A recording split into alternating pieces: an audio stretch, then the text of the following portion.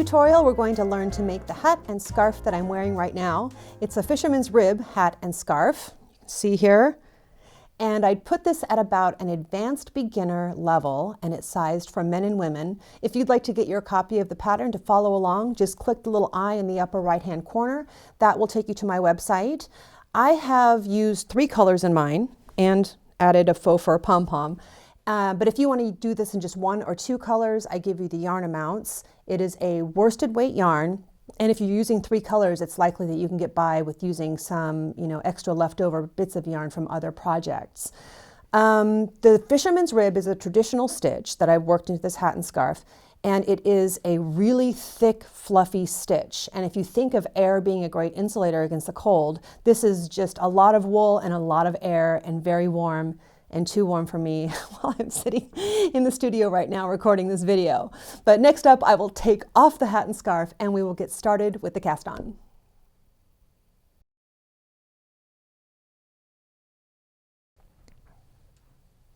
I am just about to show you what these look like close up and getting started with the cast on. There's one more thing that I wanted to say.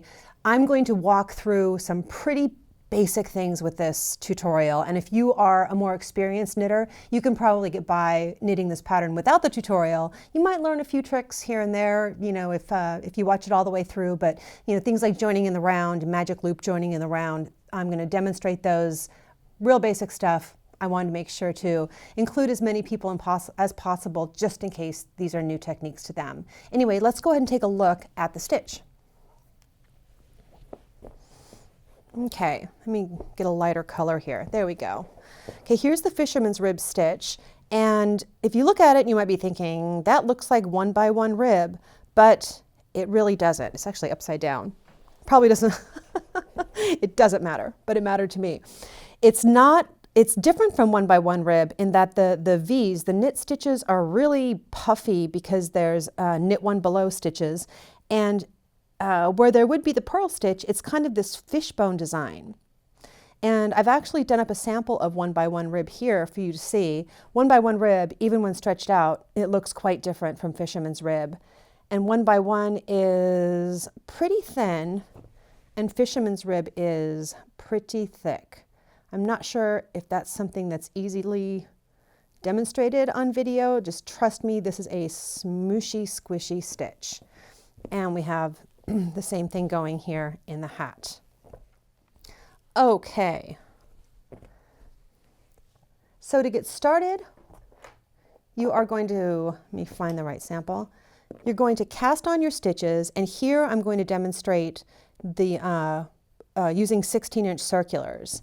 And all of the information about the needles I'm using, the yarn I've used, everything else is in the video description field below. And on my website if you click the little eye. So to get started joining in the round for a hat on 16-inch circulars, I knit a lot of hats. I love 16-inch circulars. They're just right for hats and sleeves, mostly hats.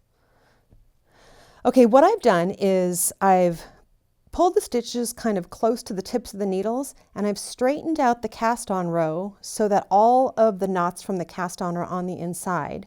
And I have the working yarn and the tail end, because I used a long tail cast on, up over here. I'm going to turn everything so the needles are pointing at me and pull the working yarn over. And nothing's twisted. That's the point of this. I have a stitch marker. I'm going to pop on the right needle. I'll pick everything up and just start knitting. And the first round is just a straight knit round. And the first couple of rounds are always a little slow. The cast on row is a little slower and tighter than the rest. But that's how you get started knitting in the round. And when you, after the first round, when you hit the marker, you'll just slip it from the right needle to the left. Did I say that right? Yes, from the right needle to the left, and then just keep going. All right, I want to demonstrate magic loop cast on. And I have my cast on a long circular needle. This is a 32-inch circular needle.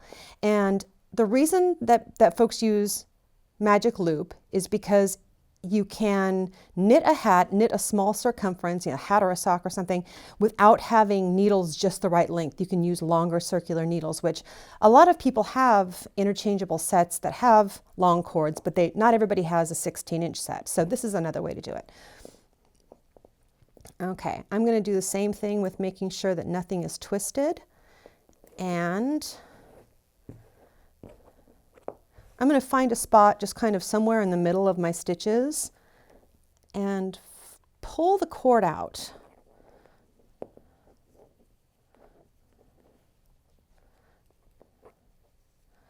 Okay. And that cord is just going to hang there. That cord sticking out allows us to get a smaller circumference here. Okay, I've made sure that nothing is twisted, and I have my stitches are close to the tips of the needles. Now this is considered the magic loop starting position. So anytime you lose track with magic loop, you always just start back here. And then I have my working yarn on the top needle. I pull the top needle long, and now I have cord sticking out over here and over here.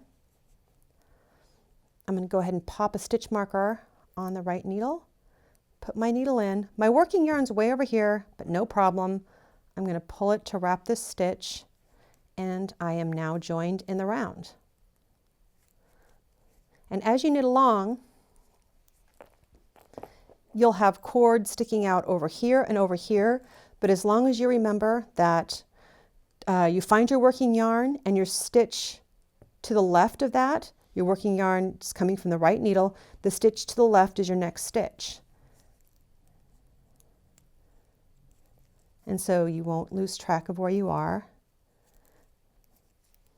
And once you have knit up to this place where you have all this extra cord sticking out, you just find another spot in the work and pull the cord out and just keep going. Just keep that extra cord pulled out all the time, and you'll always have this small circumference that you're working on. This cast on row looks like kind of a mess. I promise it's not a mess after you get a couple of rounds finished. It's easy to see what you're working on. Okay, that's the magic loop cast on. If you would like more information on using magic loop, I'm going to go ahead and give you a link here to my simple magic loop video. Okay, and now I have the hat, and I want to show you how to work the stitches in the hat. Let me get my paper here. Okay, there are just 2 rows in this, odd number and even number. I'm going to show you the stitches in the odd number row. It is knit 1, knit 1 below. And when we take a look at this, we have the stitch that's actually attached to the needle, the loop over the needle, and then we have a V underneath that stitch. We want to poke the needle in the center of that V, and that's knitting 1 below. Okay, so knit 1 below. I'm going to stretch this out for you to see. I'm just going to put the needle in the center of that stitch.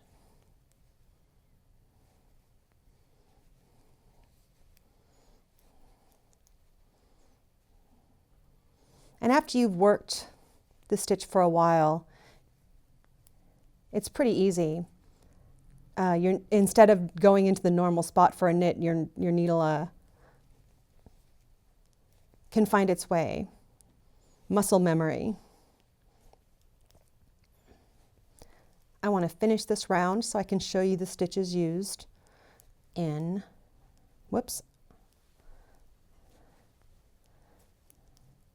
in the even numbered rounds. Okay. In the even numbered rounds, the repeat is purl 1 into stitch below, knit 1. Okay, so again, we have the loop that's on the needle, and we have the V underneath, and it looks a little bit different than the knit 1 below. I'm going to yarn forward because I'm purling, and from the back, I'm going to come in right into the center of that stitch below the stitch on the needle and purl it, pull the old stitch off and knit one. So again, yarn forward to purl, go into the center of the stitch below, wrap the needle and pull it through, yarn back to knit one, yarn forward from the back right into the center of the stitch. It feels like a normal knit stitch. The only thing that's different is you're putting the stitch in differently. Yarn forward, purl one below, yarn back, knit one, yarn forward, purl one below, yarn back, knit one. One more time, taking a look at this stitch. There's the stitch that's on the needle. You see you have the V below it, and your needle goes right into the center of that V. And I recommend using a row counter. The pattern gives you instructions for exactly how many rows to knit if you're changing colors, and you do want to keep track of odd and even numbered rounds so you know which round you are on. Okay, I want to show how to work a lifeline. And you see this here, this red cord that I have in the hat right here, this is a lifeline. And the reason I'm stressing lifelines in this pattern is because it is not easy to recover stitches if you have to rip back in this pattern. It's easier to put in a proactive lifeline and then knit along, and if you make a mistake, you can rip back and you have this handy lifeline to help you pick up the stitches. So let me grab this cord and a tapestry needle. And this cord that I'm using is actually crochet thread, and I just found that it doesn't snag on anything, and it's really handy for lifelines. In the pattern, I tell you exactly where it's a good idea to do lifelines. Okay, so normally you'd want to do this at the beginning of the round. I'm just going to go ahead and do it here. Whoops. The easiest thing to do is to slide the stitches to the cord because you have some extra room in there to fit the needle in, and just pull that cord. You can use dental floss, you can use lightweight like sock weight yarn or lace weight yarn. You just pull that through all of the stitches and leave it there and just keep knitting like it's not there, and then just in case you make a mistake, you can rip back and easily recover the stitches. Yeah, and if you follow the directions that I give for exactly where to put them, you'll know exactly what row you're on. If you're a little more nervous, you can string it through after you finish, you know, every row for the 5th time, something like that, so you know which row that you've finished and which row is being held with the proactive lifeline. Okay, those are the basic techniques used in this hat, and that's going to keep you busy for a while. Next up, we're going to talk about finishing work and attaching pom-poms, etc.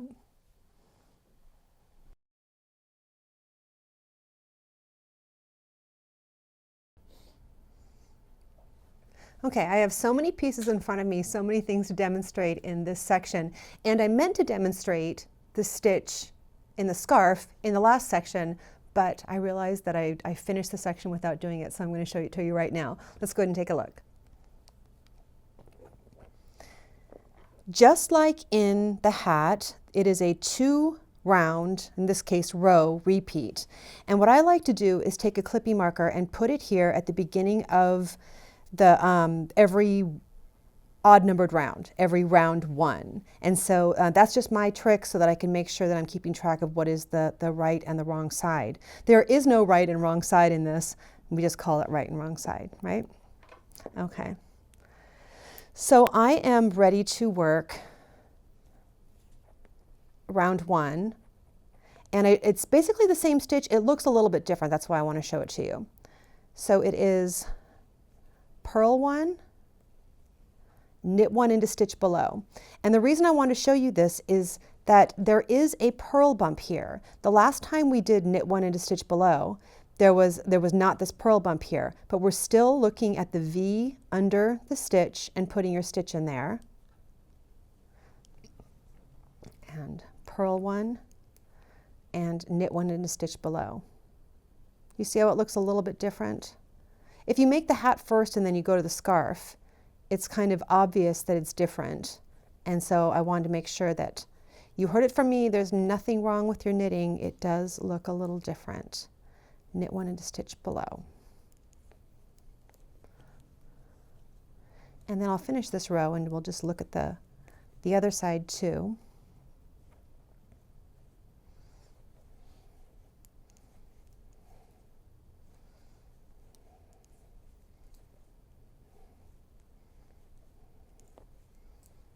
Okay, one more look at this.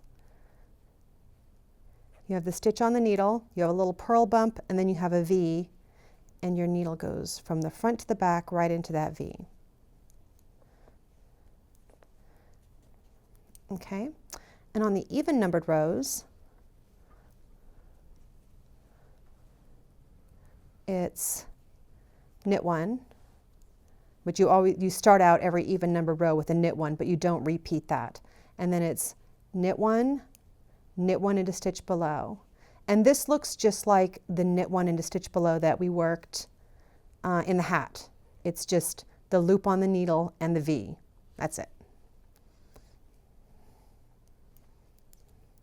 Okay, I want to finish this because we're going to use this sample for some things coming up here in this segment. Whoops. I'll tell you, I just kind of poked my finger with this sharp needle. It is easier to use sharper, longer pointed needles, longer tapered needles for this stitch, the knitting in the stitch below. Anyway, you end with knit two at the end of the rows, and that's all explained in the pattern, of course. So now I'm going to show you how I like to weave in ends in ribbing. And the normal way to weave in an end is to, zigzag across and then zigzag back a little bit. But with any kind of ribbing, you don't really want to do that because it will take away some of the elasticity of the stitch. And so this is what I like to do. I have my tapestry needle and my end.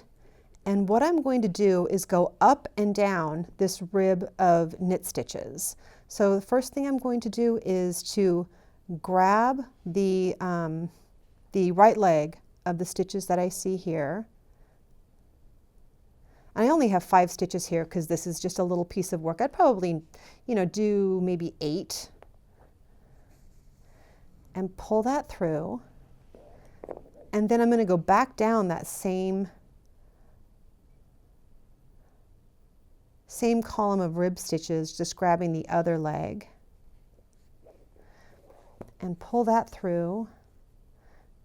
Make sure you don't yank on it too tight. You don't want it to look different from the rest of the work. And then you can cut that end short, and you haven't messed with the elasticity of the work at all. And even this is a scarf and there's no wrong side. You can see it looks great. There's nothing weird about how that looks. It doesn't look like you wove an end in there. Okay, now I want to talk about adding fringe to the scarf. And here's my fringe. I love the way fringe looks. I've attached just one strand of yarn for every cast on stitch. You can skip some or you can attach more than one strand of yarn. I always like the way this looks. It looks like bangs, doesn't it? The first thing we need is yarn and a piece of cardboard. And I have cut this cardboard to be a little longer than 4 inches. And it'll make for a fringe that's a little shorter than 4 inches because I'm going to trim it when I'm finished. So each one of these wraps is enough for one fringe. And you do not want to stretch it and pull it. You want to keep it kind of loose around the board. And I usually wind about 10 at a time or so.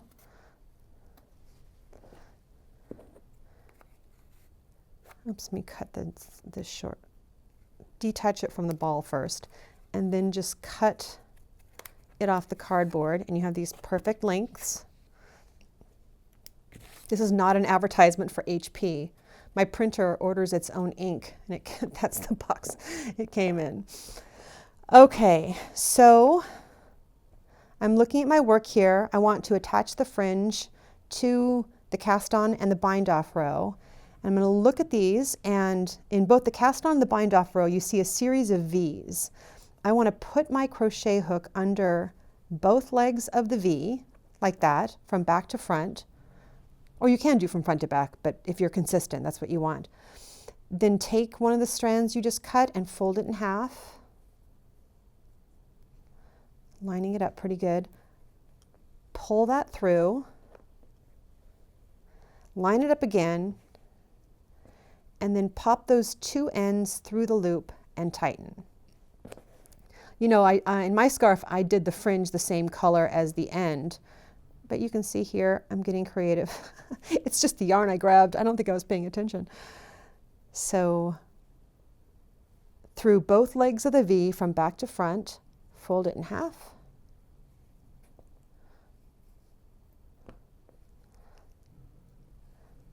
Make the loop big enough for your fingers while keeping it straightened, and tighten. Now, as you're doing this, your fringe is going to look pretty good, but it's not going to be perfect. So what I did with mine was I set it out, I applied a little steam because I had a few kinks in my in the yarn that I was using for the fringe, and then I just took bigger scissors and cut bangs. And if you have a blocking board or something with a grid, it does make it easier. Now that looks pretty good. Anyway, I did it all the way across and then cut the bangs so it's super, super straight and sharp. Now we are just moving through these pieces. These pieces took me so long to make for the video, and we're moving through them like lightning. I'm going to show you how to attach the pom-pom. This is a faux fur pom-pom, and information for everything you see in the video is on my website. I'm going to first detach it. You get a good idea of how it's attached when you watch me detach it. Okay. These pom-poms that I've ordered have 4 strands of cord coming out. 2 is plenty. You don't need any more than 2. But if you don't have a good strand of cord coming out of it, you can always just attach one. Just get some cord like what I used for the Lifelines on a needle and run it through the pom-pom. There's usually in these faux fur pom-poms, there's a core of fiber fill inside the faux fur fabric. So I have a big tapestry needle. I'm going to put all 4 strands through the tapestry needle. And then I have the top of my hat. I'm going to poke that into the very top and through. Then I'm going to separate the strands. Here it's 2 and 2, just in half, and thread 2 of those on the tapestry needle. And get yourself a big button. This is a big plastic button. It is a cheap plastic button. In fact, it's only one-sided. You can see the other side well, it's not a great button. It's really cheap, but I like it because it's big and the holes are big enough for a tapestry needle. And I can give you a link to where I found these buttons. I thread the other 2 and thread those through the button the opposite side. So the button's going to act as a stabilizer and also something for us to hold the knot. So you can pull this pretty tightly, and I'm going to tie this in a bow. And the reason I'm tying it in a bow is because I want to be able to remove the pom-pom at some point to wash the hat. And I can just easily attach it again. But a tight bow is going to hold it. I mean, unless you're attaching a pom-pom like for a kid who's getting the pom-pom pulled on it in a playground or something, I mean, it's not going anywhere. It's attached pretty tightly. The last thing is blocking, and you want to wash and block these just like you would any knits. And for me, I used a wool wash on both of these and then set the scarf out flat to dry. And for the hat, I wanted the decreases to look really good and the crown of the hat, so I actually let it dry over a cereal bowl. I happen to have cereal bowls that are just the right size, but you don't have to. You can let it dry flat and then just every now and then just kind of rough it up or flip it over, change positions so it doesn't get a crease in it when it's drying. Anyway, that is everything. I hope you enjoyed knitting this. Good luck.